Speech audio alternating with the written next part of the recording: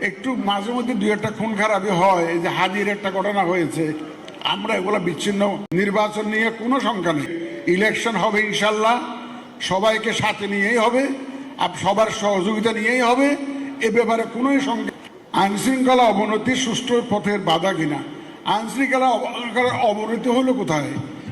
একটু মাঝে মধ্যে দুই একটা খুন খারাপি হয়, এই যে হাজির একটা ঘটনা হয়েছে, আমরা এগুলো বিচ্ছিন্ন ঘটনা বলে মনে করি। এই ধরনের ঘটনা তো সবসময় ছিল। আগে আগে কি আহসানুল্লাহ মাস্টার খুন হয় নাই? এরকম তো অনেক আগে হয়েছে, ঘটনা তো অনেক আছে। আমাদের কিবরিয়া সাহেব, যে ফরমার ফরেন মিনিস্টার কিবরিয়া সাহেব খুন হন নাই? ইলেকশন আসলে এই ধরনের ঘটনা হয় বাংলাদেশে, এগুলো নতুন কিছু না। সুতরাং আইনশৃঙ্খলা পরিস্থিতির বরং উন্নতি হয়েছে।